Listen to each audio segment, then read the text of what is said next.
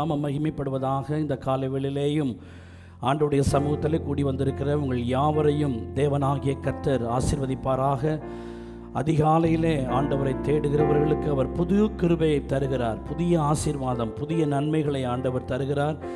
இந்த காலை வேளையிலேயும் ஆயத்தமாய் அவருடைய சமூகத்தில் கூடி வந்திருக்கிற உங்களை என் தேவனாகிய கர்த்தர் புதிய நன்மையினாலும் புதிய ஆசீர்வாதங்களினாலும் உங்களை நிரப்புவாராக. ஸ்தோத்திரிக்கிறோம். ஆண்டவருக்கே சகல கனமும் மகிமையும் உண்டாவதாக. நம்ம எல்லாரும் கண்களை மூடலாமா? இயேசுவை நோக்கி பார்க்கலாம். எங்களை அதிகமாய் நேசிக்கிற நல்ல பிதாவே, இந்த காலவெளியிலே ஆண்டவரை ஒரு புதிய நாளை காணும்படி உதவி செய்திருக்கிறீரப்பா. எவ்வளவு மகிழ்ச்சி! எத்தனையோ பேர் இந்த நாளை காண முடியல, ஆனால் எங்களுக்கு இந்த நாளை காணும்படி கிருபை தந்தீரே, அதற்காய் கோடி நன்றி ஆண்டவரே. இரத்த கோட்டைக்குள்ளே சிலுவையின் நிழலில் ஆண்டவர் நீங்கள் மூடி மறைத்து கொள்ளும்படியாக நான் ஜெபிக்கிறேன். எசப்பா மை ஸ்தோத்திரிக்கிறோம் ஆண்டவரே.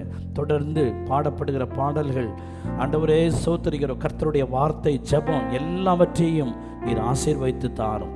இன்றைக்குரிய ஆசீர்வாதத்தை நம்முடைய பிள்ளைகள் பெற்றுக்கொள்ள உதவி செய்யும். இன்றைக்கு நம்முடைய பிள்ளைகளுடைய காரியம் வெற்றியாக இருக்க உதவி செய்யும். இயேசுவின் ரத்தம் ஜெயம். இயேசுவின் நாமத்தில் ஜெபிக்கிறோம் ஜீவனுள்ள நல்ல பிதாவே. ஆமேன், ஆமேன். அருமையான கர்த்தருடைய பிள்ளைகளை நாம் யாவரும் உட்காருவோம்.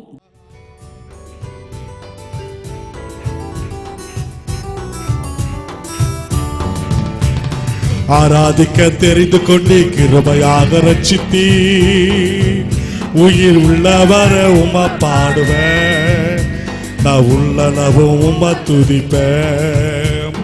ஆராதிக்க தெரிந்து கொண்டு கிருபையா ரட்சித்தீ, உயிர் உள்ளவர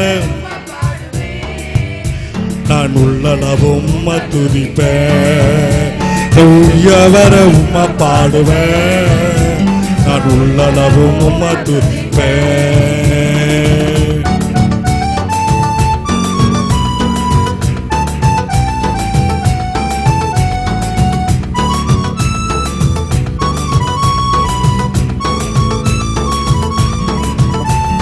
அப்படியே தயவுசெய்து முன்னாடி வாங்கலாம். ஜீசஸ் ஹalleluya.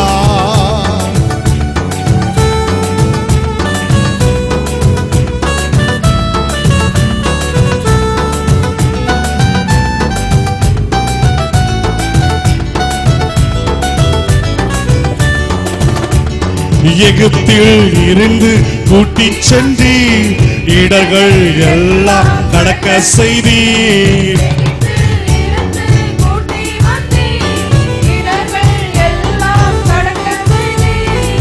ஆராதிக்க தானே எல்லாம் ஆராதிக்க தானே, ஆராதிக்க தானே உங்களை ஆராதிக்க தானே.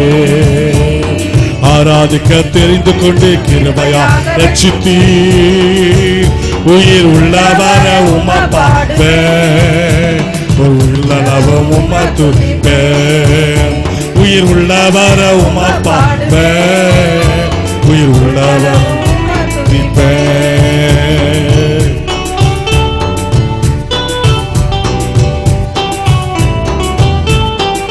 சேர்ந்து பால்கடி இருக்கிறவங்க எல்லா கரங்களை தட்டி சேர்ந்து ஹalleluya.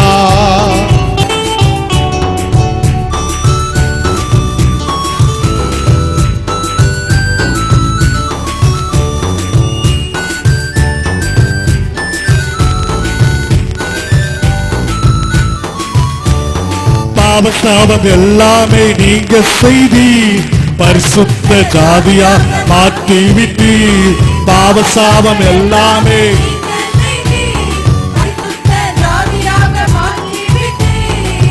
ஆராதிக்க தானே எல்லாம் ஆராதிக்க தானே, ஆராதிக்க தானே உங்களை ஆராதிக்க தானே. ஆராதிக்க தெரிந்து கொண்டே கிருபையா ரட்சித்தீ, உயிர் உள்ளவர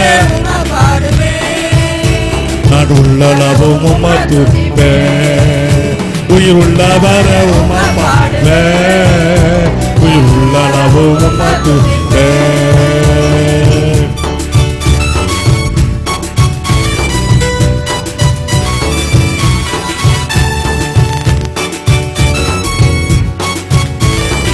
Jesus.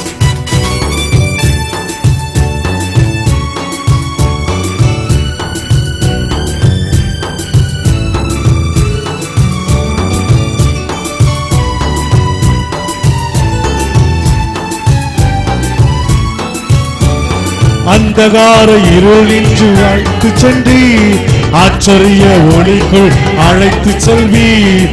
அந்தகார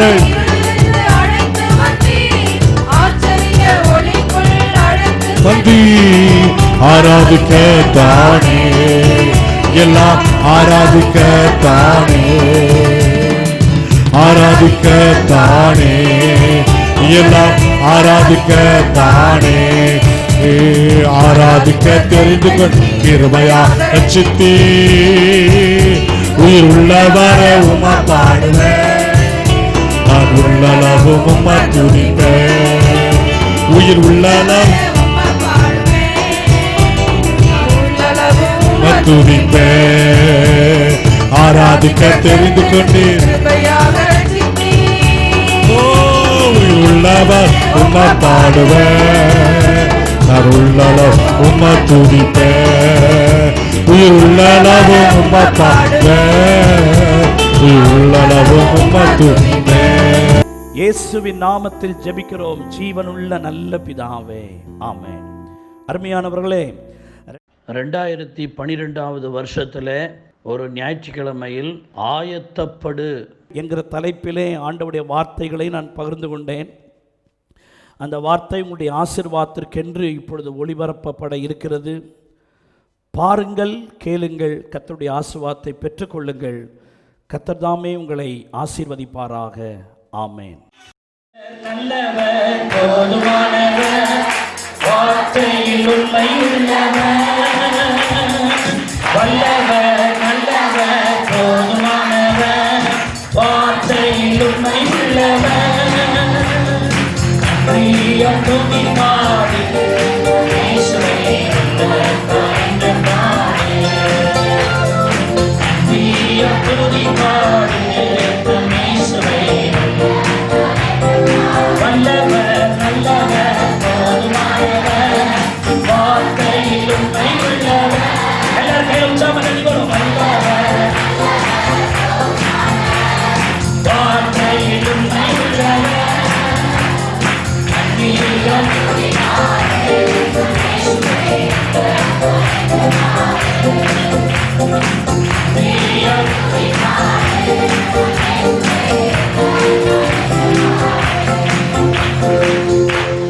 எங்களோடு கூட பேசும், நாமத்தை மகிமைப்படுத்தும்.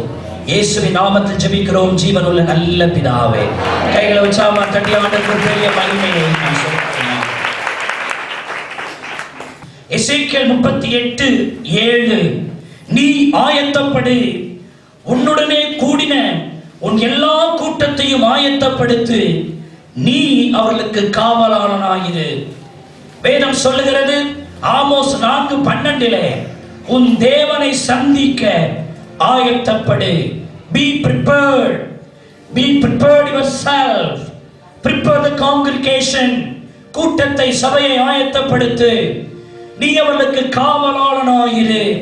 அருமையான தேவனுடைய ஜனமே, இந்த புதுச்சேரிக்கு அரசியல்வாதி காவலாளிகள் அல்ல. இந்த புதுச்சேரி மக்களுக்கு எந்த பணக்காரர்களும் காவல் அல்ல. ரட்சிக்கப்பட்ட ஜனத்தை ஆண்டவர் காவலாளியாய் ஆண்டவர் வைத்திருக்கிறார். ரட்சிக்கப்பட்ட ஜனமே உனக்கு ஒப்பானவர் யார் என்று சொல்லப்பட்டிருக்கிறது. ஆண்டவர் நம்மை ஆயத்தப்படுத்தவும், நம்மோடு கூட இருக்கிற ஒரு திரள் கூட்டத்தை ஆயத்தப்படுத்தவும் இந்த கடைசி காலத்தில் விரும்புகிறார். இந்த காலம் தேவனாகிய கர்த்தரை சந்திக்க ஆயத்தப்படும் காலம். கைதட்டி ஆண்டவரை ஸ்தோத்திரம் பண்ணுங்க. அருமையானவர்களே, இந்த செய்தியிலிருந்து அநேக காரியங்களை பகுப்பாய்களோடு ஆண்டவர் பேசி வருகிறார். இப்பொழுது நாம் தொடர்ந்து செய்தியை லூக்கா 14வது அதிகாரத்தை திருப்பிக் கொள்ளுங்கள். அதில் 16வது வசனம், 17வது வசனம், 18வது வசனத்தை நீங்கள் பார்க்கும்படி உங்களை அன்பாய் கேட்கிறேன். லூக்கா 14ஆம் அதிகாரம் 16, 17, 18 வேதம் இப்படி சொல்லுகிறது. அருமையான கர்த்தருடைய பிள்ளைகளே, அதற்கு அவர், ஒரு மனுஷன் பெரிய விருந்தை ஆயத்தம் பண்ணி அநேகரை அழைப்பித்தான். விருந்து சாலையில் தன் ஊழியக்காரனை நோக்கி, நீ அழைக்கப்பட்ட போய் எல்லாம் ஆயத்தமாயிருக்கிறது, வாருங்கள் என்று சொல்லென்று அவனை அனுப்பினான். அவர்கள் எல்லாரும் போக்கு சொல்ல தொடங்கினார்கள். அருமையான தேவனுடைய பிள்ளையே, இங்க ஒரு பெரிய மனுஷன் இருக்கிறான். அந்த மனுஷன் ஒரு பெரிய விருந்தை ஆயத்தப்படுத்தி அநேகரை, விருந்து ஆயத்தமா இருக்கிறது, வாருங்கள் என்று அழைப்பு கொடுக்கப்பட்டன. அழைக்கப்பட்ட எல்லாரும் அவர்கள் போக்கு சொல்ல தொடங்கினார்கள், சாக்கு போக்கு சொல்ல தொடங்கினார்கள். இந்த கடைசி காலத்தில் ஒரு ஆவி சுற்றி கொண்டிருக்கிறது. அந்த ஆவி சாக்கு போக்கு சொல்லும் ஆவி. இன்றைக்கு வாலிபர்களுக்குள்ளே, பெரியவர்களுக்குள்ளே, ஊழியத்திற்கு, தேவ காரியங்களுக்கு என்று சொல்லி வருகிற போது அநேகர் சாக்கு போக்கு சொல்லி அநேகர் அந்த காரியங்களை செய்யாமல் விட்டு விடுகிறார்கள். ஆனால் அருமையான தேவனுடைய பிள்ளையே, ஒரு பெரிய மனுஷன் பெரிய விருந்தை ஆயத்தப்படுத்தி இருக்கிறார். ஓ ஹல்லேலூயா! இந்த கடைசி காலத்தில் நம்முடைய தேவனாகிய கர்த்தர் ஒரு பெரிய விருந்தை ஆயத்தப்படுத்தி இருக்கிறார். ஹல்லேலூயா! அது உலக பிரகாரமான விருந்து அல்ல, அது எழுத்தின்படியான விருந்து அல்ல, அது ஆவிக்குரிய விருந்து, அது அபிஷேக விருந்து, அது பிரசன்னத்தின் விருந்து, அது கர்த்தருடைய வார்த்தையாகிய விருந்து, அவருடைய சத்தியமாகிய விருந்து, அவருடைய பரலோகத்திற்கு கொண்டு செல்லும் விருந்து. ஆதி அப்போஸ்தலர் நாட்களிலே ஆண்டவர் தம்முடைய முன்மாரியை கர்த்தர் ஊற்றி தம்முடைய ஊழியத்தை ஆண்டவர் ஆரம்பித்து வைத்தார், சபையை. ஆனால் இந்த கடைசி காலத்துல இது முன்மாரி காலம் அல்ல, இது ஒரு பின்மாரியின் காலம். ஆண்டவராகிய இயேசு கிறிஸ்துவினுடைய வருகையினுடைய சமீபத்துக்கு அடையாளம் என்ன தெரியுமா? அவர் தம்முடைய ஜனங்களுக்கு ஒரு பெரிய விருந்தை செய்ய விரும்புகிறார். ஹல்லேலூயா! என்றும் இல்லாத அளவிற்கு இன்றைக்கு கர்த்தருடைய வார்த்தைகள் புறப்பட்டு வருகிறது. என்றும் இல்லாத அளவுக்கு அபிஷேக அளவு கூடிக்கொண்டே இருக்கிறது. சின்ன ஜெபம் பண்ணாலும் அதில் ஒரு பெரிய வல்லமையை கர்த்தர் வெளிப்படுத்துகிறார். ஆதி காலத்தெல்லாம் ஒரு பெரிய அபிஷேகம் வர வேண்டுமானால் ஒரு பெரிய கூட்டம் அதற்கு தேவையா இருந்தது. ஆனால் இன்றைக்கு ஒரு 2 பேர் சேர்ந்து ஜெபித்தாலே ஒரு பெரிய அபிஷேகத்தை கர்த்தர் ஊற்றும் காலமாக இருக்கிறது. ஒரு பெரிய மகிமையை கர்த்தர் அனுப்புகிற காலமா இருக்கிறது. இதெல்லாம் கேள்விப்படும் பொழுது இயேசு கிறிஸ்துவினுடைய வருகை மிக மிக மிக மிக மிக மிக மிக மிக மிகவும் சீக்கிரமா இருக்கிறது. ஆகவே அருமையான தேவனுடைய பிள்ளையே, அந்த வருகை மிக சீக்கிரமா இருக்கிறபடியால் ஆண்டவர் தம்முடைய விருந்துக்கு ஆட்களை அழைக்கிறார். தேவனுடைய பிள்ளையே, 2 விதமான விருந்து. ஒன்று நம்முடைய தேவன் நமக்கு வைக்கிற விருந்து, இரண்டாவது நாம் தேவனுக்கு செய்கிற விருந்து. அருமையான லவோதிக்கேயா சபையிலே கர்த்தர் வாசற்படியின் கதவை தட்டி கொண்டு சொன்னார், ஒருவனின் சத்தத்தை கேட்டு கதவை திறந்தால் நான் அவனோடு போஜனம் பண்ணுவேன், அவன் என்னோடு போஜனம் பண்ணுவான். ஆராதனை வேளையிலே ஆராதிக்கும் பொழுது, பாட்டு பாடி கர்த்தரை துதிக்கும் பொழுது நாம் தேவனுக்கு விருந்து வைக்கிறோம். ஆனால் செய்தி வேளையிலே ராஜா நமக்கு விருந்து வைக்கிறார். ஹல்லேலூயா! அருமையான தேவனுடைய பிள்ளையே, சாக்கு போக்கு சொல்லி தேவ விருந்தை அலட்சியப்படுத்தாதே. சுவிசேஷ ஊழியம் என்பது அது ஒரு விருந்துக்கு அடையாளமா இருக்கிறது. அழிந்து போகிற ஆத்துமாவுக்கு இயேசு கிறிஸ்துவை பற்றி சொல்வது ஒரு விருந்துக்கு அடையாளமா இருக்கிறது. அந்த விருந்திலே நீ சேர்வதற்கு சாக்கு போக்கு சொல்லாதே. இந்த கடைசி காலத்திலே அநேகருக்குள்ளே சாக்கு போக்கின் ஆவி இருக்கிறது. ஏன் பிரதர் நீங்க சர்ச்சுக்கு வரல? மறந்துட்டேன். ஏன் பிரதர் நீங்க சர்ச்சுக்கு வரல? வீட்ல வேலை. ஏன் பிரதர் நீங்க சர்ச்சுக்கு வரல? பிள்ளைக்கு சுகம் இல்ல. ஏன் பிரதர் சர்ச்சுக்கு வரல? வெளியூர்ல வேலையா போயிட்டேன். ஏன் பிரதர் சர்ச்சுக்கு வரல? உடலிலே பலவீனம். ஏன் பிரதர் சர்ச்சுக்கு வரல? வீட்ல பாத்திரத்தை கழுவிட்டு இருந்தேன். சிஸ்டர், ஏன் சிஸ்டர் சர்ச்சுக்கு வரல? எங்க வீட்டுக்காரர் போக கூடாதுன்னு சொல்லிட்டார், அதுக்காக நான் சர்ச்சுக்கு வரல. சிஸ்டர், ஏன் சிஸ்டர் நீங்க சர்ச்சுக்கு வரல? என் சின்ன பிள்ளை அழுதது. ஏன் சர்ச்சுக்கு வரல? ரொம்ப குளிருது. ஏன் சர்ச்சுக்கு வரல? ரொம்ப வெயில் அடிச்சிச்சு. ஏன் சர்ச்சுக்கு வரல? மழை வந்துச்சு. ஏன் சர்ச்சுக்கு வரல? மனசு சரியில்லை. ஏன் சர்ச்சுக்கு வரல? எனக்கு ஒரே பாரமா இருந்துச்சு. ஏன் சர்ச்சுக்கு வரல அப்படின்னு சொன்னா அநேகர் ஏராளமான சாக்கு போக்குகளை சொல்லி தேவ காரியத்தை பின்தள்ளி கொண்டிருக்கிறாங்க. இந்த காலவெளி ஒரு தீர்க்க தரிசனமான வார்த்தையை சொல்லுகிறேன். அருமையான தேவனுடைய பிள்ளையே, சாக்கு போக்கு சொல்லிக் கொண்டிருக்கிறவன் ஆயத்தப்படும் விசுவாசி அல்ல. சாக்கு போக்குகளை ஜெயிக்கிறவன், சாக்கு போக்குகளை மேற்கொள்ளுகிறவன், சாக்கு போக்குகளுக்கு ஜெயமெடுக்கிறவன், சாக்கு போக்கை மேற்கொள்ளுகிறவன், அவன் தான் கடைசி கால விசுவாசி. தேவனுடைய பிள்ளையே, நீ சாக்கு போக்கு சொல்லுகிற ஆளா, சாக்கு போக்கை மேற்கொள்ளுகிற ஆளா என்பதை பார். அநேக சாக்கு போக்குகளை நீ சொல்ல தெரியாவிட்டாலும் சாத்தான் நிறைய சாக்கு போக்குகளை உனக்கு சொல்லி தருவான். நீ எப்படியாயும் தேவ காரியத்தை விட்டு பின்வாங்க வேண்டும். எதையாயினும் உன்னை சொல்லுவான், எதையாயினும் உன்னை சொல்லி உன்னை நம்ப வைக்க பார்ப்பான், எதையாயினும் உன்னை சொல்லி ஜெபிக்க விடாமல் ஆக்குவான், எதையாயினும் உன்னை சொல்லி ஊழியம் செய்ய விடாமல் ஆக்குவான். அருமையான தேவனுடைய பிள்ளையே, இந்த கடைசி காலத்துல ஆண்டவரே, நான் சாக்கு போக்கு சொல்லுகிறவன் அல்ல, சாக்கு போக்கை ஜெயிக்கிற விசுவாசியாய், சாக்கு போக்குகளை மேற்கொள்ளுகிற விசுவாசியாய் எத்தனை பேர் அந்த ஆவியை பெற்றுக்கொள்ள விரும்புகிறீர்கள்? ஆண்டவரே, நான் சாக்கு போக்கு சொல்லாதபடி சாக்கு போக்குகளை ஜெயிக்கிறவன்.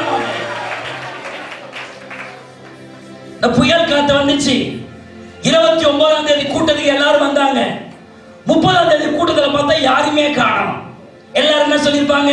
கரண்ட் இல்ல, தண்ணி இல்ல, நாத்தமா அடிச்சது எங்க மேல, வெளிச்சம் இல்ல, காரியம் இல்லை. ஆனால் அதே சம்பவம் உள்ள மக்கள் மத்தியில பாண்டிச்சேரியில வாழ்ற ஒரு 30-40 பேர் வந்தாங்களே, அவங்க எப்படி வந்தாங்க? எனக்கு ஒண்ணு புரியலையே. அருமையான தேவனுடைய பிள்ளைகள, அதெல்லாம் பாத்தீங்கன்னா ஒருத்தவங்க வீடே இடிச்சு போச்சு, அந்த ஆள் உள்ள வந்துச்ச. அடுத்த நேரத்துக்கு வீட்டுக்கு எங்க தூங்குவானே தெரியல, அவங்க வந்தாங்களே, கல்லு வீட்டுக்காரங்க வரலையே, என்ன அப்படின்னு சொல்லி நான் ஆராய்ச்சி பார்க்கும் போது சாக்கு போக்கு சொல்றதுக்கு இன்னைக்கு பிசாசு நிறைய காரியங்களை கொடுத்து கொண்டிருக்கிறான். ஒருவேளை நான் சொல்றது உங்களுக்கு நிறைய பேருக்கு கஷ்டமா இருக்கலாம். ஆனா எனக்குள்ள இருக்கிற ஆவியானவரோடு நீங்களை இணைந்து இதை பார்ப்பீர்களானால் ஆண்டவருடைய விருந்துக்காக எந்த சாக்கு போக்குகளையும் ஜெயிக்கிற ஒரு தெய்வீக பலனை இந்த கடைசி காலத்தில் தேவனுடைய பிள்ளைகளாகிய நீங்கள் பெற்றுக்கொள்ள வேண்டும். ஆனா அந்த 30ஆம் தேதி கூட்டத்துல ஒரு 30 பேரோ 35 பேரோ வந்திருப்பாங்க. ஆனால் அளவில்லாத அபிஷேகத்தை ஊற்றுவதற்கு வானத்தையும் பூமியை உண்டாக்கின கர்த்தர் வல்லவராய் இருந்தார். அருமையான தேவனுடைய பிள்ளையே, உங்கள் மனதை சங்கடப்படுத்தும்படி நான் இதை சொல்லவில்லை. பாஸ்டர் கிட்ட சொல்லும் போதும் சிரிச்சுக்கிட்டே ஆமா ஆமான்னு சொல்றாரு, பிரசங்கத்திலையும் போட்டு விடுறாரு அப்படின்னா, அருமையாவே நீங்கள் சொல்லும் போது நான் திடீரென்று சொல்ல மாட்டேன், நீங்கள் சொல்லுகிறதை உள்வாங்கிக் கொள்வேன், அவ்வளவுதான். எந்த காரியமும் சொல்லுகிறதில்லை. ஆனால் நீங்கள் சொல்லுகிறதெல்லாம் நான் ஏற்றுக்கொள்ளுகிறவன் என்று நீங்கள் நினைத்துக் கொள்ள முடியாது. என்ன பரிசுத்த வேதாகமம் சொல்லுகிறது, ஒவ்வொருவனும் ஒரு போக்கை சொல்ல தொடங்கினான். ஒவ்வொருவனும் ஒவ்வொரு போக்கை சொல்ல தொடங்கினான். இப்ப கூட மூப்பரை ஊழியத்துக்கு எத்தனை பேர் வருவீங்கன்னு சொன்னா அதை துணிந்து தூக்குறதுக்கு ஆள் இல்லை. ஒருவேளை நான் கை தூக்காமையே வருவேன்னு சொல்லி நீங்க மனசு நினைத்து கொண்டு அமைதியா இருக்கிறீங்களோ அது எனக்கு தெரியாது. ஆனால் கடைசி காலம், இயேசு சீக்கிரமாய் வரப்போகிறார். அருமையானவர்களே, நிறைய அசைக்க முடியாத, இது மாறாது என்று நினைக்கிற இயற்கைகள் எல்லாவற்றையும் கர்த்தர் அசைத்துக் கொண்டிருக்கிறார். இதெல்லாம் காரணம் என்ன? அருமையான தேவனுடைய பிள்ளையே, நான் போன வாரம் சொன்னதுபடி புல் உதிரும், பூ உலர்ந்து போகும். கர்த்தருடைய வசனம், அவருடைய சபை, அவருடைய காரியம் என்றென்றைக்கும் நடக்கிறது. ஆகவே இந்த கடைசி காலத்துல பாருங்க, உங்களுடைய வாழ்க்கையில் நிறைய பேர் சொல்லுவாங்க, ரொம்ப தூரமா இருக்கு பாஸ்டர், காசு கொஞ்சம் இல்லாம போச்சு, அப்படி இப்படி நிறைய பேர் காசு சொல்லுவாங்க. ஆனா உங்கள் பிள்ளைகளுக்கானால், உங்களுக்கானால் அடி வயிற்றிலிருந்து ஒரு பாரம் எழும்பி வருகிறதே, ஒரு வேகம் எழும்பி வருகிறதே. என் ஜீவன் போனாலும் பரவாயில்லை என்று உன் பிள்ளைக்காக ஆத்திர அவசரமாய் ஒரு காரியத்தை செய்ய முற்படுகிறாயே, உனக்காய் ஜீவனை கொடுத்த தெய்வம், உனக்காய் ரத்தம் சிந்தின தெய்வம், உனக்காய் திரும்பி வரப்போகிற தெய்வம், உனக்காக ஆண்டவர் ஒரு பெரிய வீட்டை கட்டி கொண்டிருக்கிறாரே, அந்த ஆண்டவருக்காக நீ எந்த விதத்தில் ஆயத்தமாய் இருக்கிறாய்? இந்த காலவெளி சொல்லுகிறேன், நீ சாக்கு போக்கு சொல்லுகிற ஆளாய் அல்ல, சாக்கு போக்குகளை ஜெயித்து பலவீனங்களில் பலன் கொண்டு. அருமையான தேவனுடைய பிள்ளை, அப்போஸ்தலனாகிய பவுலை குறித்து நீங்கள் என்ன நினைக்கிறீர்கள்? அப்போஸ்தலனாகிய பவுல் சரித்திரம் சொல்லுகிறது, அவன் மிகவும் குள்ளமாய் இருந்தான். அப்போஸ்தலனாகிய பவுலை பற்றி வேதம் சொல்லுகிறது, அப்போஸ்தலனாகிய பவுலை யாராவது ஒருத்தன் பார்த்தானா அப்படியே முகத்தை சுளிக்கக்கூடிய அளவிற்கு அவனுடைய ரூபம் இருந்ததாக சரித்திர புருஷர்கள் சொல்லுகிறார்கள். அவனை பார்த்தாலே ஒரு அருவருப்பு படத்தக்கதான மனுஷனா இருந்தான். காரணம், அவன் இயேசுவுக்காக அடிக்கப்பட்டு சிதைக்கப்பட்டு ஆங்காங்கே காயத்தின் தழும்புகள் சிதைக்கப்பட்ட ஒரு மனிதன். அவனை பார்த்தாலே அப்படியே அரோசியா இருக்குமா. அவனை பார்த்தாலே ஐயோ அப்படி என்று எல்லாரும் முகத்தை திருப்பக்கூடியவனாய் இருந்தான். அவனே சொல்லுகிறான், ஒரு முள் என்னை குத்திக் கொண்டிருக்கிறது, இந்த பலவீனம் நீங்கும்படி நான் மன்றாடுகிறேன். ஆனால் கர்த்தரோ உன் பலவீனத்தில் என் பலன் அவ்வப்போது பலப்படுத்தும் அந்த பலவீனத்தை எடுக்கவில்லை. ஆனால் அந்த பவுல் ஒரு வீரனை போல ஊழியம் செய்து, ஒரு வீரனை போல கர்த்தருக்காக எழுப்பி பிரகாசித்தது உண்மையானால், சகல பலத்தை உடைய நீ, திடகாத்திரமாய் இருக்கிற நீ, ஆண்டவருக்கு என்ன செய்ய வேண்டும் என்பதை சிந்தித்துப்பா. அருமையான தேவனுடைய பிள்ளைகளே, சாக்கு போக்கு சொல்லாதீங்க. அவர்கள் எல்லாரும் போக்கு சொல்ல தொடங்கினார்கள். இது கடைசி காலம். இயேசு சீக்கிரமாய் வரப்போகிறார். அவருடைய ஊழியத்தை செய்ய, அவருடைய காரியங்களை செய்ய சாக்கு போக்குகளை நாம் களைவோம் ஆக. அருமையாளே, தொடர்ந்து சங்கீதம் 23ஆம் சங்கீதம் அதில் 5ஆம் வசனம் சொல்லுகிறது, அவர் நமக்கு ஒரு பந்தியை ஆயத்தப்படுத்தி நம்முடைய தலையை எண்ணெயினால் அபிஷேகம் பண்ணுகிறார். தேவனுக்கு பிரியமாய் இருந்தால் அவரே உனக்கு பந்தியை ஆயத்தப்படுத்துவார். கர்த்தர் உனக்கு மேய்ப்பராய் இருந்தால் அவரே உனக்கு பந்தி ஆயத்தப்படுத்துவார். அவர் உனக்கு பந்தியை ஆயத்தப்படுத்துவதற்கு காரணம் என்ன தெரியுமா? நீ அநேகருக்கு பந்தி வைக்க வேண்டும் என்பதற்காக. நீ அநேகருக்கு பந்தி வைக்க வேண்டும் என்பதற்காக. சகோதரனே, பசியோடு இருந்தாய், சோர்வோடு இருந்தாய், வேதனையோடு கூட இருந்தாய், கல்லையும் மண்ணையும் தெய்வம் என்று வழிபட்டுக் கொண்டிருந்தாய், சமாதானம் இழந்திருந்தாய், சந்தோஷமற்றிருந்தாய். அப்படிப்பட்ட உனக்கு என் ராஜா பந்தி வைத்தாரே, அப்படிப்பட்ட உன்னை ரட்சித்தாரே, அப்படிப்பட்ட உன்னை தெரிந்து கொண்டாரே, அப்படிப்பட்ட உன்னை வாழ வைத்திருக்கிறாரே. என்றோ மடிந்திருக்க வேண்டிய நீ, என்றோ அழிந்திருக்க வேண்டிய நீ, இன்றைக்கு ஜீவனோடு கூட இருப்பதே அவர் தம்முடைய சரீரத்தை உனக்கு தந்தது, அவர் தம்முடைய ரத்தத்தை உனக்கு கொடுக்க குடித்தது, அவர் உனக்கு பந்தி வைத்தார். அதான் நீ ஜீவனோடு கூட இருக்கிறார். என் ஆண்டவர் உனக்கு பந்தி வச்சாரே, நீ எத்தனை பேருக்கு இயேசுவை பந்தி வைக்கிறாய்? இயேசுவை பற்றி எத்தனை பேருக்கு நீ அறிமுகப்படுத்துகிறாய்? இயேசு கிறிஸ்துவை குறித்து நீ எத்தனை பேருக்கு சொல்லுகிறாய்? அருமையான தேவனுடைய பிள்ளையே, இன்றைக்கு இந்தியா அழிவை நோக்கி ஓடிக்கொண்டிருக்கிறது. இந்தியா ஆத்தும பசியோடு இருக்கிறது. Feed India, feed India. பசியோடு கூட இந்தியா இருக்கிறது. இந்த பாண்டிச்சேரி மாநிலம் பசியோடு கூட இருக்கிறது.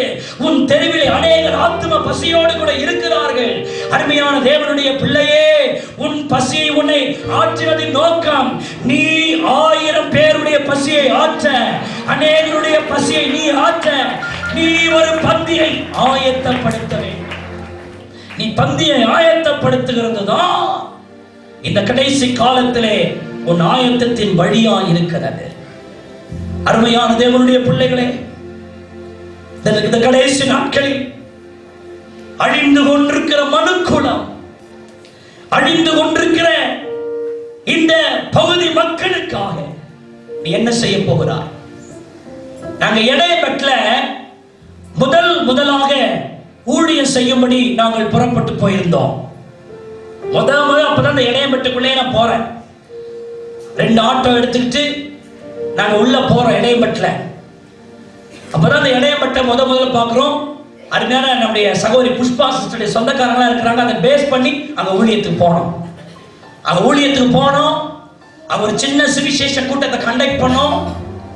அது கர்த்தரை பாட்டு பாடி துதிச்சு அங்க இருக்கிற பில்லி சூனிய இந்த மந்திரவாதிகள் வைத்ததான அந்த காரியங்களை எல்லாம் வெளியெடுத்து எரிச்சு போட்டோம்.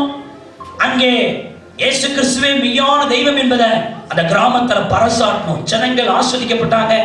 சந்தோஷமாய் திரும்பி எங்கள் வீட்டுக்கு வந்தோம். வீட்டுக்கு வந்த ஒரு வாரத்துல அங்க ஒரு சாட்சிய சகோதரி புஷ்பா அவங்க சொன்னாங்க. அன்னைக்கு நாங்க அவங்க வீட்டுக்கு போகிறதுக்கு, அந்த இடையப்பட்டு போகிறதுக்கு அன்னைக்கு புஷ்பா சிஸ்டருடைய தங்கச்சி, எல்லாம் தெரியும், அம்மா நகரில் வருகிற புஷ்பா பத்தி பேசுகிறேன். அவருடைய தங்கச்சி அன்றைக்கு காலையில அவருக்கு தாயாருக்கு நடந்த வாக்குவாதத்தினால மிகவும் சோர்ந்து போய் தன் காதிலே விஷம் ஊத்தி கொண்டு சாக வேண்டும் என்று விஷவாட்டலோடு அவள் ஆயத்தமாயிருந்தாள். எல்லாரும் வேலை செய்து அவர்கள் ஒதுங்கிவிட்ட பிறகு தனிமையான ஒரு நேரத்தை அந்த நாளில் தெரிந்து கொண்டு தன் காதிலே விஷத்தை ஊற்றிக்கொண்டு செத்தால் சந்ததம் இல்லாமல் செத்து விடலாம் என்று யாரோ சொல்லி இருக்கிறார்கள். அதை நம்பி அவள் விஷபாட்டலோடு இருந்தாள். நல்ல வேளை நாங்கள் அன்றைக்கு போனோம். தன் தங்கச்சி அப்படிப்பட்ட முடிவை எடுத்திருக்கிறார் என்று எங்களோடு வந்த புஷ்பாவுக்கு தெரியாது. அவள் அப்படிப்பட்ட முடிவை எடுத்திருக்கிறாள் அவள் தாய்க்கும் தெரியாது, தகப்பனுக்கும் தெரியாது. வானத்தையும் பூமியை உண்டாக்குனவர் அதை அறிந்திருந்தார். அருமையான தேவனுடைய பிள்ளைகளே, அன்றைக்கு நாங்கள் கொடுத்த செய்தி, பாடின பாடல் அவள் இருதயத்தில் ஒரு மாற்றத்தை உண்டாக்கினது. மாற்றத்தை உண்டாக்கி அந்த விஷபாட்டலை அப்பொழுதே அவள் தூக்கி எறிந்துவிட்டு எங்களோடே கூடவே அவள் வந்து விட்டாள். எங்களுக்கு தெரியாது. அருமையான தேவனுடைய பிள்ளையே, போகும்போது புஷ்பா சிஸ்டர் தான் கூட வந்தாங்க. ஆனா வரும்போது அந்த சகோதரி அவங்க தங்கச்சி கூட வந்துட்டாங்க. அதுக்கப்புறம் அவங்க இங்கேயே தங்கி இருந்தாங்க. சோதரிக்கிறோம். அதற்கு பிறகு அந்த ஆண்டிலே ஆண்டவர் அந்த நவீனாகாரன் கூட்டத்தில் வைத்து நடத்தும் பொழுது வல்லமையாய் அந்த மகளை கர்த்தர் அபிஷேகித்து இன்றைக்கு அநேகருடைய ரட்சிப்புக்கு அந்த மகளை இன்றைக்கு ஒரு கருவியாக பயன்படுத்தி கொண்டு வருகிறார். நாம் ஆராதிக்கிற தேவன் ஜீவனுள்ள தேவன். எந்த மனிதனுடைய சாவையும் விரும்பாதவன், எந்த மனிதனுடைய அழிவையும் விரும்பாதவன். தேவனுடைய பிள்ளைகளே, இயேசு கிறிஸ்து ஒருவேளை அன்னைக்கு அந்த கிராமத்துக்கு போகாதிருந்தா, அந்த வார்த்தை கேட்ட போது எனக்கு கபீர் என்று இருந்தது. ஒருவேளை நாங்கள் போகாதிருந்தால், ஒருவேளை இந்த நற்செய்தியாக சொல்லாதிருந்தால் ஒரு ஆத்துமா இழந்து போயிருக்குமே. இன்றைக்கு அந்த ஆத்துமாவை ரட்சித்து ஆண்டவர் வைத்திருக்கிறார். அந்த தேவன் இன்றைக்கும் ஜீவிக்கிறவராயிருக்கிறார். நேற்றைக்கு மூப்பரையா அவங்க ஒரு சாட்சி சொன்னாங்க. மத்தியில் இருக்கிற அருமையான ஹெலன் அம்மா எழுந்திருக்க சில அந்த பிள்ளை ரொம்ப பலவீனமான பிள்ளை. ரொம்ப எல்லாரும் போல அந்த பிள்ளை பேசும்போது கூட உத்து கவனிச்சாலும் அந்த பிள்ளை என்ன பேசுதுன்னே தெரியும். அந்த பிள்ளை சற்று பலவீனமான பிள்ளை தான். ஆனா ஆண்டவருக்காக எதையாவது செய்ய வேண்டும் என்று வாஞ்சை உள்ள ஒரு பிள்ளை. அவருடைய பெற்றோர்களுக்கு இருக்கிற வேகத்தை விட, இங்க இருக்கிற அநேக வாலிப பிள்ளைகளுக்குள் இருக்கிற வேகத்தை விட அந்த மகளுக்குள்ள ஒரு தீராத வேகத்தை நான் பார்க்கிறேன். சில நேரம் அடிக்கடி தனிமையா இருக்கும் பொழுது நான் இன்னும் இந்த ஊழியத்தை செய்யணும், என்ன செய்யணும் ஐயா அப்படின்னு பாரத்தோடு கேட்கிற மகள். அந்த மகளுக்காக நான் ஆண்டவரை சோத்திருக்கிறேன். அந்த மகளை விட அநேக பலமுள்ள வாலிபர்கள் இருக்கீங்க.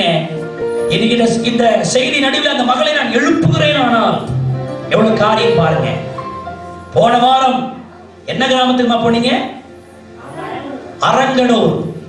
அரங்கனூர் என்கிற கிராமத்தில் ஒவ்வொரு வீடுகளுக்காய் சென்று ஊழியம் செய்ய, ஒவ்வொருவரும் பிரிந்து ஊழியம் செய்யும் பொழுது, ஐயா மூப்பரை எவ்வளவு கத்துறாரு, ஊழியம் செய்யுங்க ஊழியம் செய்யுங்க சொல்றீங்களே, அதனுடைய அவசியத்தை நான் சொல்லுகிறேன்.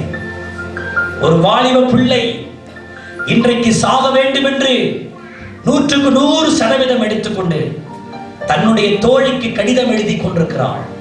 அந்த கடிதத்தை எழுதி வச்சுட்டு அவன் சாகணும். அதான் அவன் பண்ண பிளான். அந்த லெட்டரை எழுதி வச்சுட்டு செத்துறணும். ஏன்னா சாப லெட்டர் எழுதி வைப்பாங்களே, அந்த கடைசி ஃபைனல் லெட்டர் அவர் எழுதிட்டு கொண்டிருக்கிறாள். அழுது கொண்டே அந்த மகள் அந்த கடிதத்தை எழுதி கொண்டிருக்கிறாள், தன்னை மாய்த்துக் கொள்ள வேண்டும் என்று. அந்த நேரமாய் பார்த்து இந்த மகள் அந்த வீட்டுக்குள்ளே கர்த்தர் நுழைய வைத்து அழிந்து போக இருந்த அந்த மகளுடைய உயிரை, சாக போக இருந்த அந்த உயிரை இந்த மகள் சொன்ன சுவிசேஷத்தை நிமித்தமாக, வார்த்தை நிமித்தமாக அந்த பெண்ணை இன்றைக்கும் கர்த்தர் ஜீவனோடு வைத்திருக்கிறார் என்று சொன்னார். அம்மா நீங்க உட்காருங்கம்மா. எவ்வளவு பெரிய தேவன் அவர். இதோ இந்த வார்த்தையை பேசிக் கொண்டிருக்கும் பொழுதே ஏதோ ஒரு கிராமத்தில், ஏதோ ஒரு ஊரிலே யாரோ ஒருவன் தன்னை சாக வேண்டும் என்று எத்தனை பேர் அப்படி எத்தனை பண்ணி கொண்டிருக்கிற தெரியல. நீ சபையை மட்டும் இயேசு நல்லவர் இயேசு நல்லவர் பாடிட்டு இருந்தா சாக கொண்டிருக்கிறவனுடைய நிலைக்கு யார் சொல்றது? நீ இங்கே இயேசு நல்லவர் தோத்திரம் தோத்திரம் தோத்திரம் இங்கே தோத்திரம் தோத்திரம் சொல்லி நீ வீடுகளுக்கு செல்லாமல், கிராமங்களுக்கு செல்லாமல், ஒரு பட்டணங்களுக்குள் செல்லாமல் இருப்பாயானா அந்த ஆத்துமாக்களின் பொறுப்புக்கு யார் காரணம்? அருமையான தேவனுடைய பிள்ளையே, மெய்யாகவே ஒருவேளை ஊழியர்களை அவங்களுக்கு எவ்வளவு சக்தியும் எப்படி கொடுக்கிறாங்களோ, என்ன லெவல்ல கொடுக்கிறாங்க தெரியல. ஆனால் ஒரு பாரம் உங்களுக்குள் இருக்குமானால், அழிந்து போகிற ஆத்துமாக்களை குறித்த பாரம் இருக்குமானால், உங்களை பயன்படுத்துவதற்கு வானத்தை பூமியை உண்டாக்கினவர் ஆயத்தத்தோடு கூட இருக்கிறார். நான் உங்களுக்கு முன்னாக 2 சாட்சிகளை வைத்திருக்கிறேன்.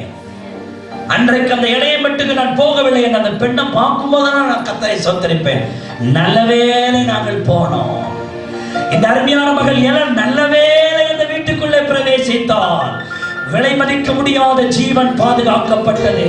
அருமையான தேவனுடைய பிள்ளையே, உங்களை கொண்டு இப்படி அநேகரை ரட்சிக்க வைப்பதற்கு, அநேகரை மந்தைக்குள்ளே கொண்டு வர வைப்பதற்கு, ஹalleluya, கைகளை தட்டி அந்நிய பாஷையை பேசி, ஆண்டவரே இந்த கடைசி காலத்தில் நாங்கள் ஒரு காரியங்களுக்காக ஆயத்தப்படக்கூடிய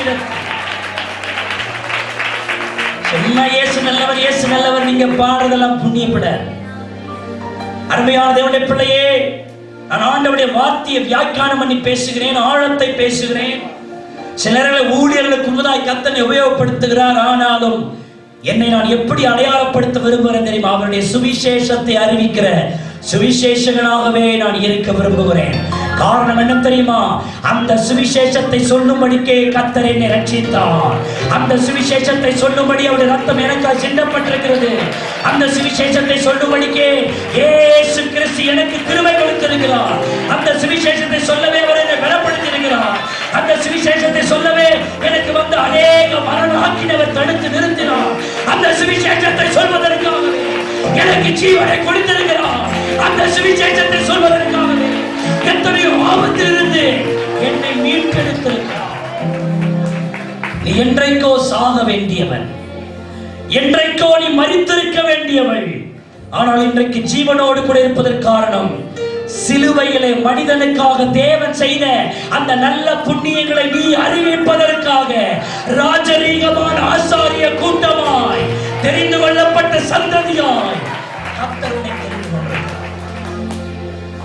என்றைக்கோ வரப்போகிற தீபாவளிக்கு ஆயத்தப்படுகிறது உலகம். என்றைக்கோ வரப்போகிற கிறிஸ்துமஸுக்கு உலகம் ஆயத்தப்படுகிறது. என்றைக்கோ வரப்போகிறதான ஒலிம்பிக் மேட்சுக்கு ஆயத்தப்படுகிறார். அழிந்து போகிற ஒன்றுக்கே இவ்வளவு ஆயத்தமானால், அழியாத வாழ்வை கொடுக்கிற அந்த நித்திய ராஜாவை சந்திப்பதற்கு நீ எவ்வளவு ஆயத்தப்பட வேண்டியதாக இருக்கிறாய். என் கூட எல்லாரும் சத்தமா சொல்லுங்க, அழிந்து போகிற இவைகளுக்கே. எல்லாம் சத்தமோடு சொல்லுங்க, அழிந்து போகிற இவைகளுக்கே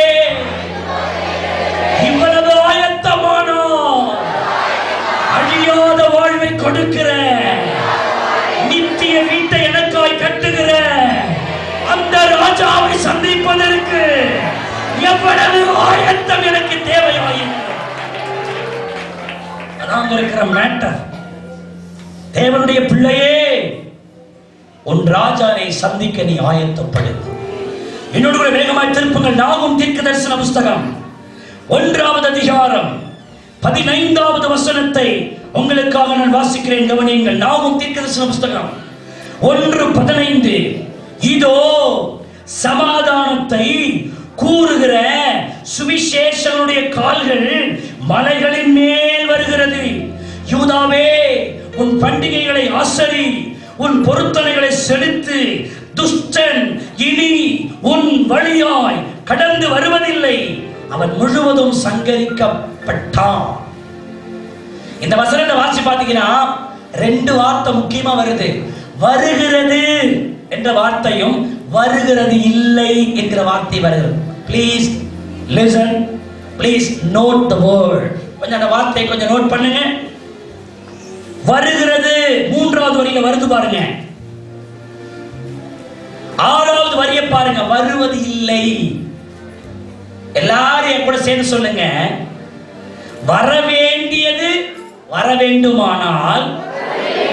கொஞ்சம் சகோதரர்கள் கொஞ்சம் சத்தமா தான் சொல்லுங்களேங்க. வர வேண்டியது வர வேண்டுமானால், வரக்கூடாதவைகள் வரக்கூடாது. வரக்கூடாதவைகள் வராமல் இருந்தால் வர வேண்டியது வரும். வர வேண்டியது ஏன் வரல சொல்லுங்க, சொல்லுங்க. வர வேண்டியது ஏன் வரலன்னு சொல்லுங்க. வரக்கூடாததெல்லாம் வந்திருக்கு. வரக்கூடாததெல்லாம் வந்ததுனால வர வேண்டியதெல்லாம் வரல. வர வேண்டியதெல்லாம் வந்தா வரக்கூடாததெல்லாம் வராது. புரிஞ்சா புரிஞ்சுக்க, புரிஞ்சுக்க. வசனம் சொல்லுது, வருகிறது வருவது இல்லை. காலையில் ஒரு வார்த்தை சொல்லட்டா, உன்னுடைய வாழ்க்கையில எவைகள் உன் வாழ்க்கையில வர வேண்டும் என்று கர்த்தர் விரும்புகிறாரோ அது வருவதற்கு நீ ஆயத்தப்பட்டால், உன் வாழ்க்கையில வரக்கூடாதவைகள் என்று நீ என்ன நினைக்கிறாயோ அதை கர்த்தருடைய கரம் தடுத்து நிறுத்தும். கைகளை தட்டி ஆண்டவரை சோதரிக்கிறீங்களா? ஹல்லேலூயா. உன் வீட்டிலே சுவிசேஷம் வருவதாக, உன் தெருவிலே சுவிசேஷம் வருவதாக, ஒரு சுவிசேஷ பாரம் உனக்குள் வருவதாக, அழிந்து போகிறவர்களின் மேல் ஒரு சுவிசேஷம் வருவதாக. அப்படி சுவிசேஷம் உனக்குள் வந்தால் தீமை ஓடும், சங்கார தூதன் ஓடுவான், பாதைகள் ஓடும், அழிவு ஓடும், நாசங்கள் ஓடும், மோசங்கள் ஓடும், தீட்டும் அசுத்தமும் இனி உன் வாசல் வழியால் பிரவேசிக்காதபடி கர்த்தர் காத்துக்கொள்வார். இந்த ஆண்டு உன் வீட்டை சுவிசேஷ வீடா மாத்து. எங்க கிட்ட சொல்லு, பாஸ்டர் எங்க தெருவில் ஒரு சுவிசேஷ கூட்டம், நாங்க எல்லாத்தையும் ஒழுங்குபடுத்தி வச்சிருக்கிறோம், போலீஸ் பர்மிஷன் எல்லாம் வாங்கி வச்சிருக்கிறோம், நாங்க எல்லாரையும் கூட்டி வச்சிருக்கோம், இன்னைக்கு ஒரு சுவிசேஷ கூட்டம் எங்க வீட்டுல நடக்கணும், எங்க தெருவில் நடக்கணும், எங்க கிராமத்தில் நடக்கணும் என்று அந்த சுவிசேஷம் வருவதற்கு நீங்கள் உங்களை ஆயத்தப்படுத்தினால் துஷ்டனும் தீட்டும் தீமையும் உங்களுக்குள் வராதபடிக்கு கர்த்தர் தாண்ட அப்படி செய்யணும். நீங்க சும்மா வந்து அல்லேலூயா தோத்திரம் போட்டு அது ஈஸி. வர்ஷிப் பண்றது ஒரு பிரசங்கத்தை ஜாலியா கேட்டு போயிடலாம், ஆனால் அப்ளை பண்ணணும். அப்பதான் காட் சப்ளை பண்ணுவார். வாழ்க்கையில் அப்ளை இல்லாதனால சப்ளை இல்ல, apply God will be supply. நீ ஆண்டவருடைய சமூகத்தில் அதை செயல்படுத்தி அதை அவர் ஒரு அனுப்பி தந்து நடத்துவார். அல்லேலூயா. இப்ப அந்த வசனத்துல பாத்தீங்கன்னா, யூதாவே உன் பண்டிகைகளை ஆசரி. இன்னைக்கு அநேக இந்து மக்கள் சொல்லுவாங்க, என்னடா கிறிஸ்தவம், ஒரு பண்டிகை இருக்காமல்ட்ட 25ஆம் தேதி கிறிஸ்துமஸை கொண்டாடுவீங்க, அப்புறம் ஏப்ரல் மாசம் மேல ஒரு ஈஸ்டரை கொண்டாடுவீங்க, இவ்வளவுதான் அவங்க பண்டிகை. என்ன என்டர்டைன்மெண்ட் இருக்கு கிறிஸ்தவ வாழ்க்கையில? கிறிஸ்தவ மதத்துல என்ன என்டர்டைன்மெண்ட் இருக்கு? எவ்வளவு சந்தோஷம் எங்களுக்கு. பொங்கல் வருது, தீபாவளி வருது, அது வருது, இது வருது, அப்பப்ப பாயசம், அப்பப்ப இதுல வேற அந்த கீர்த்தி சொல்லுவாங்க, அம்மாவை சொல்லுவாங்க, கிருத்திகன்னுவாங்க, என்னன்னு கேட்ட வடை சாம்பார் பாயசமா. அப்புறம் அதுக்காகவே அந்த வாழை இலை, என்னைக்கு நம்ம வாழை இலை போறதே இல்லை, எப்பவும் தட்டு தான். இது ரோல் ரோலா வாழை எடுத்துருக்கோம், பாருங்கள் நாங்கள் கொண்டாடுகிறோம் அப்படி பண்ணுது. நம்மளே இழப்பமா பார்க்கறது. சோதரிக்கிறான், எங்களுக்கு ஒவ்வொரு நாளும் ரட்சிக்கப்பட்ட வேண்டிய ஒவ்வொரு நாளும் எங்களுக்கு பண்டிகை, அபிஷேகத்தை நிரம்புவது பண்டிகை, பிறருக்கு சுவிசேஷம் சொல்வது எங்களுக்கு பண்டிகை, ஒவ்வொரு ஞாயிற்றுக்கிழமை எங்களுக்கு பண்டிகை, ராஜாவோடு பேசுவது, வானத்தையும் பூமியும் உருவாக்கினவரோடு உறவாடுவது, அவரோடு இணைந்து செயல்படுவது எங்களுக்கு கர்த்தர் வைக்கிற பண்டிகை. சார் நான் சொல்றது எத்தனை பேர் சார் உண்மைன்னு சொல்றீங்க? உண்மையான எல்லாரும் கைதட்டி கர்த்தரை சோதனை பண்ணுங்க. நான் வானத்தையும் பூமியும் உருவாக்கிற கர்த்தரோடு பேசுவது, கர்த்தரோடு உறவாடுவது பண்டிகை. அல்லேலூயா. எத்தனை பேருக்கு ஞாயிற்றுக்கிழமை வரும்போதெல்லாம் ஒரு மகிழ்ச்சி உங்களுக்குள் உண்டாகும்? கர்த்தருடைய நாள், கர்த்தர் இறங்கி வரும் நாள், கர்த்தர் என்னோடு பேசுகிற நாள், என்னோடு உறவாடுகிற நாள். அதனால்தான் யூதாவே, யூதா கோத்திரத்தின் சிங்கம், தாவீதின் வேருமாயிருக்கிறவன் நமக்குள் இருக்கிறான். யூதாவே உன் பண்டிகைகளை ஆசரி. அப்படின்னு என்ன அர்த்தம்? இந்த ஆண்டு நீ செய்ய வேண்டிய உபவாச ஜபங்களை சரியாய் ஆசரி, ஜபங்களை கரெக்டா பண்ணி, ஊழியத்தை கரெக்டா செய், பைபிள் ஸ்டடிகளை கரெக்டா வந்து கலந்துகோ, அருமையான கூட்டங்களை கலந்துகோ, எதெல்லாம் சபையை அறிவிக்கிறாங்க, பரிசுத்தவான் அறிவிக்கிறாங்களோ அதெல்லாம் கரெக்டா ஆசரி, அதை அனுசரி. ஏனென்றால் யூதாவே உன்னை அதற்காகவே தெரிந்து கொண்டேன், அதற்காகவே உன்னை வேறு விரித்தேன், அதற்காகவே உன்னை அபிஷேகித்தேன், அதற்காகவே கண்ணும் மண்டத்திற்கும் பின்னிக்கு ஓடிக்கொண்டிருந்த உன்னை நான் தெரிந்து கொண்டேன். அல்லேலூயா. எங்கோ நான் வாழ்ந்தேன், அறியாமல் அலைந்தேன், என் நேசர் தேடி வந்தீர். எங்கோ நான் வாழ்ந்தேன், அறியாமல் அலைந்தேன், என் நேசர் தேடி வந்தீர்.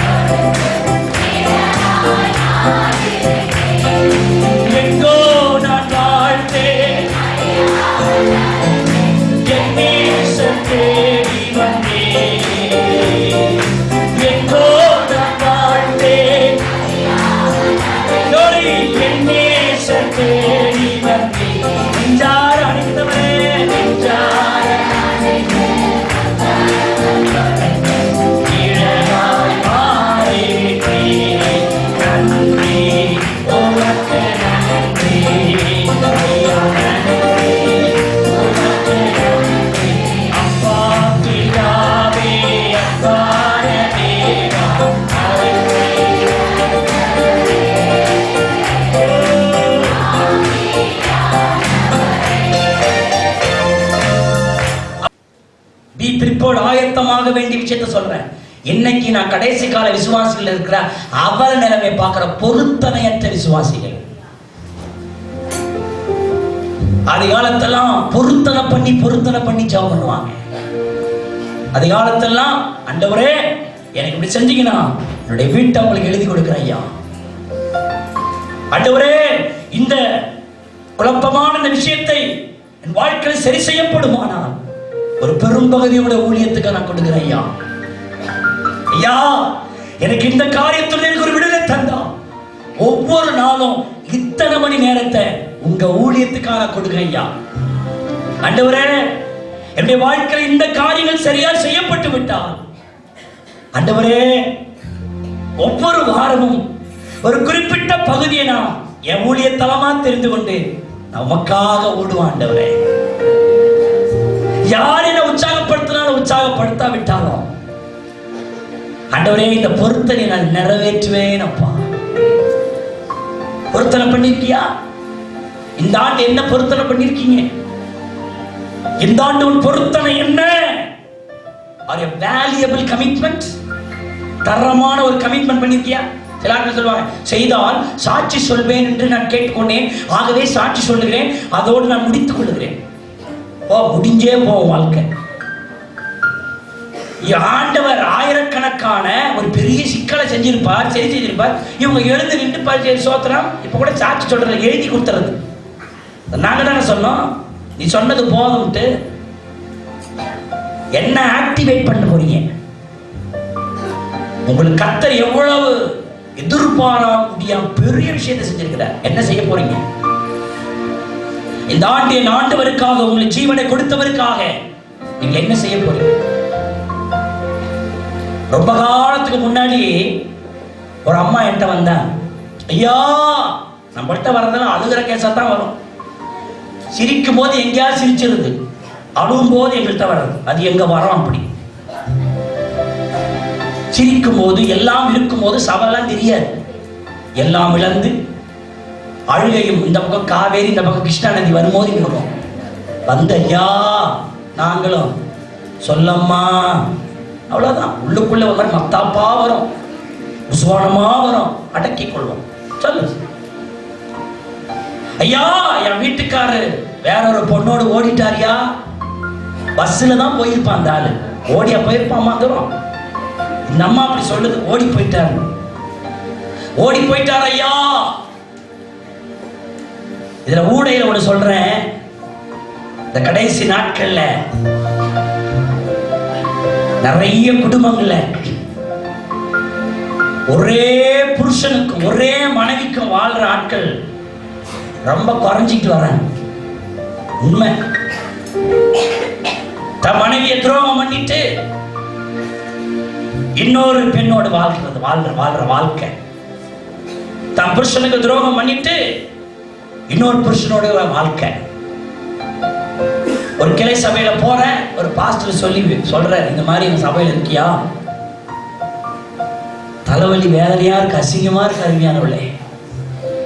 இங்க உட்கார்ந்து கொண்டிருக்கிற ஒவ்வொருக்கும் சொல்றேன், 2 பொண்டாட்டிக்காரன் பரலோகம் கண்டிப்பா போக மாட்டான். 2 புருஷனை வச்சிருக்கிறவன் பரலோகம் போக மாட்டான். ஒரே புருஷனை உடையவனா, ஒரே மனைவியை உடையவனா இருக்கணும்னு பைபிள் சொல்லுது. நான் பூசி மொழிவி பேச விரும்பல. அருமையான தேவனுடைய பிள்ளைய, ஒரே புருஷன் ஒரே மனைவி யாரா இருந்தாலும் சேர்த்தான். சத்தியம் சத்தியம் தான், அவருடைய பிரமாணம் பிரமாணம் தான், அவருடைய வார்த்தை தான் மாறாது.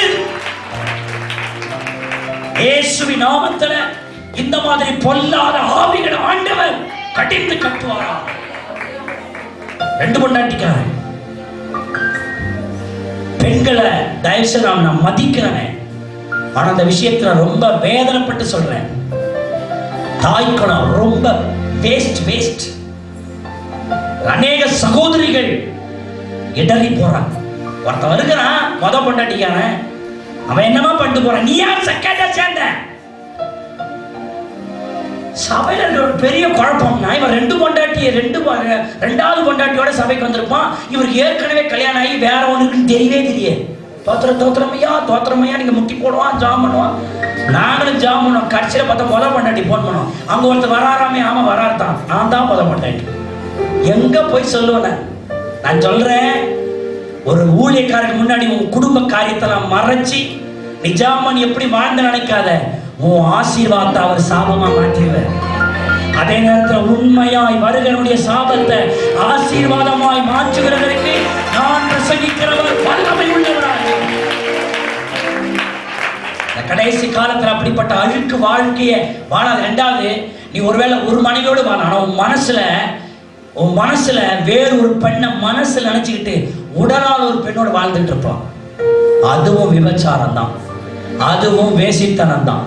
உன்னுடைய புருஷனோடு நீ திருப்தி அடை, உன் மனைவியோடு திருப்தி அடை. அக்கம் பக்க ஜன்னலை மூடு, எட்டி பார்க்காத. இது கடைசி காலம், ராஜாவை எதிர்கொள்ளுகிற காலம். எங்களை அதிகமாய் நேசிக்கிற நல்ல பிதாவே, இந்த நல்ல நேரத்திற்காய் நன்றி செலுத்துகிறோம். நீ ஆயத்தப்படு, உன்னோடு கூடிய கூட்டத்தை ஆயத்தப்படுத்து, நீ அவர்களுக்கு காவலாளனாயிரு என்று நீர் பேசின வசனத்துக்காய் ஸ்தோத்திரம். ஆண்டவரே, ஸ்தோத்திரிக்கிறோம். நாங்கள் ஆயத்தப்பட வேண்டும், நாங்கள் ஆயத்தமாக இருக்க வேண்டும் என்று நீர் எங்களோடு கூட பேசின வார்த்தைகளுக்காய் நன்றி செலுத்துகிறோம்.